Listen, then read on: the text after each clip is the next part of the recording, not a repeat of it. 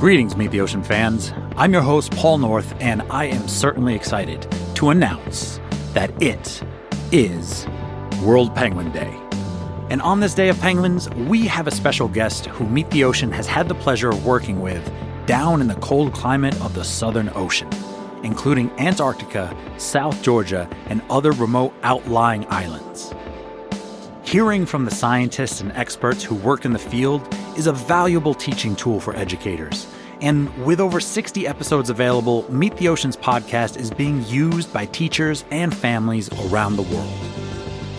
This is what science communication sounds like.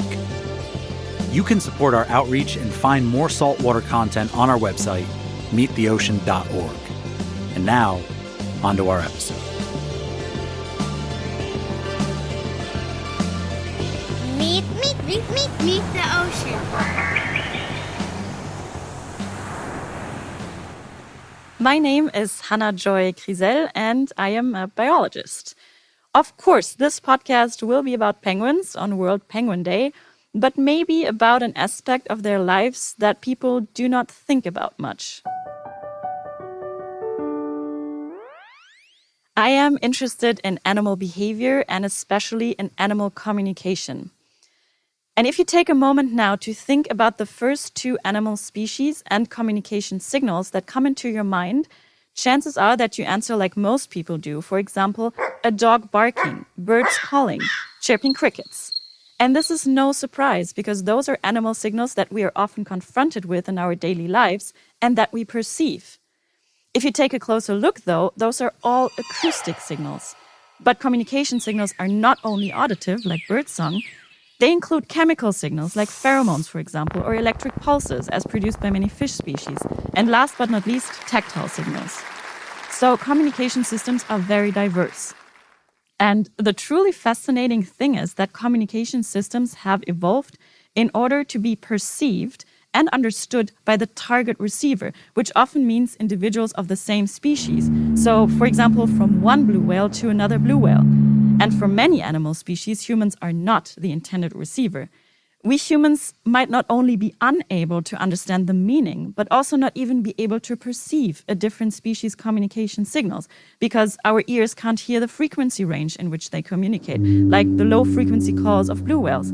Our eyes can't see the colors they produce, like ultraviolet colors of butterfly wings. And it becomes clear that we like to put things in the context of our own perception when we look at the terms we use. For example, ultraviolet means beyond violet, because that is the color of the highest frequencies of light visible to us humans. Or infrasound, which are sound waves with a frequency below the lower limit of audibility of about 20 hertz of humans. That is why understanding how animals communicate is like deciphering an unknown language or code while being open to forms of signals that we didn't even know existed. And the fun challenge is to find ways involving technology that enable us to somehow record or make those signals perceivable to us. And the moment this became very real for me was when I arrived at the fieldwork site doing my PhD at the remote islands of Kriesell archipelago in the southern Indian Ocean. I went there to study the visual and acoustic communication of king penguins in terms of sexual selection. So how do king penguins use visual and auditive signals to find a partner? King penguins are the second largest penguin species, the emperor penguin being the largest. And king penguins occur like all penguin species in the southern hemisphere.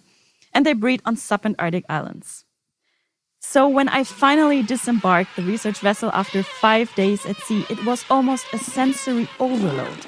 This was my first time on a beach crowded with hundreds of elephant seals, skuas and petrels, and thousands of king penguins in the breeding colony, on the beach, in the water.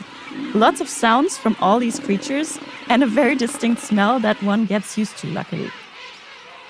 Before leaving for Kriesell, I had gotten the very good advice from a colleague to spend my first week of my 6-month stay on this island to just sit amongst the king penguins to observe them and take notes, which is what I did.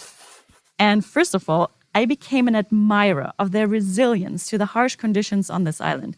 I was wearing 5 layers of clothes, I had food with me, but still often return freezing and hungry to the research station, whereas penguins stay with the egg or their chicks for weeks and months, protecting it from skuas and giant petrels, not feeding themselves, and waiting for their partner to return to the colony, which sometimes does not happen because they get eaten by killer whales or leopard seals.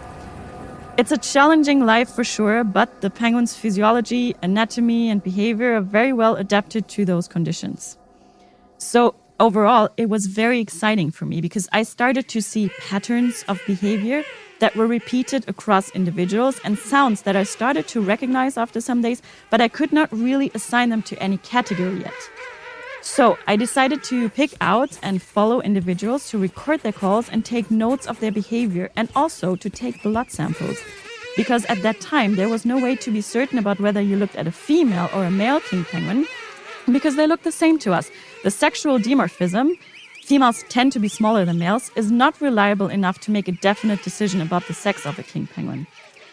So to get my sound recordings, I taped a microphone to the end of a 2-meter pole that I was carrying in one hand, plugged the mic into a recorder that I was wearing around my neck, put a GoPro on my head to film the behavior, a decibel meter in my other hand to record the loudness of the call, and equipped with all those additional sensors, I slowly crawled on my knees amongst the king penguins that were in full courtship mode, looking for a partner for the upcoming breeding season, and actually they did not mind me being there, which was great because I did not want to influence their natural behavior in any way. When I had chosen a penguin that I would follow for the next hour or so, I turned on all the equipment and then a game of patience began. Because in order to be able to find patterns and understand how stable or not stable calls are, I wanted at least 7 calls of the same bird. And that could take some time. And sometimes birds would just fall asleep or they didn't feel like calling anymore. Some went into the water for a swim, so I lost them and had to start all over again with another individual. But eventually I had enough data and I was very excited when I sat down in front of my computer and I looked at the visual representation of a sound, which is called a spectrogram. It lets you see the frequency content over time and the relative sound intensity. And I started to realize that each and every call always exhibited one of 2 patterns. It was hard to describe by simply listening to the call, but looking at the spectrogram, it became suddenly very clear. I categorized the components of each call, which are termed syllables, and assigned letters to them, A and B. And in all the calls, there were only 2 ways in which those syllables were arranged, an AAB and a BAB pattern. But what did that mean? I looked at the other data I had collected, including the results from the molecular sexing, to figure out what differentiated those BAB penguins from AAB penguins. And it turned out it was the sex. Females always produced BAB calls, and males called in an AAB pattern. It is, of course, very important for king penguins to be able to differentiate between males and females. A male is looking for a female partner and vice versa. An efficient and 100% reliable way to signal the sex is a very useful first step when penguins are looking for a partner. If it's the same sex, there's no need in engaging in a complex courtship display, or it will be in the context of competition rather than trying to attract. So the decision that an animal makes regarding its own future behavior depends on the signal it receives. But also for us researchers, this finding was very cool because we did not have to capture them to take blood samples or take morphological measurements only to sex them anymore. But we could now tell males and females apart by simply listening to their calls, which is of course far less intrusive because it does not involve handling the animal. And at the same time, it is as accurate as molecular sexing. Previous research had found that individuality is encoded in the penguin calls. Penguin will find his or her partner only by listening to their partner's call, and that amongst hundreds of thousands of other penguins. It's truly incredible. And throughout my stay on the island, I learned so much more about those remarkable birds. Using a spectrophotometer, again, we need technology to see, in quotation marks, a signal. I measured their ultraviolet beak spot and ear patch, which look bright yellow-orange to us. And I found that their age plays a role for producing those signals. Now, one very important aspect is that an individual's and ultimately a species' survival depends on effective communication and signals. Communication systems have evolved to be effective in the environment in which a species lives and through which the signals propagate. This means that if this environment changes quickly, species will have trouble to adapt in order to keep up. Whales, for example, rely on acoustic communication to find a mate in the vast oceans which they inhabit. Increased noise levels due to marine traffic, construction sites, seismic surveys, and much more can be a real problem for them because the noise can scare them or mask their vocalizations and can make it difficult for them to find conspecifics or suitable mates. Communication is crucial for survival. Nothing works without communication. So let's be reminded by penguins on this World Penguin Day that what we perceive is only a tiny fraction of what is really out there. So what comes to your mind now when thinking about animal communication? I sure hope it's penguins.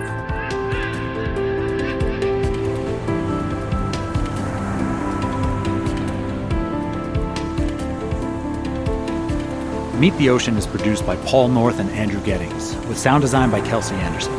Special thanks to Dr. Hanna Kriesell for sharing her insight on the communication abilities of king penguins.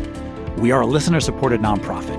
You can find more podcasts, underwater creatures, and ways to donate to our educational outreach on our website, meettheocean.org. Subscribe to our podcast to never miss an episode, support us on Patreon, and please rate and review Meet the Ocean on Apple Podcasts or on whatever platform you choose to listen. Until next time, may the salt water be with you.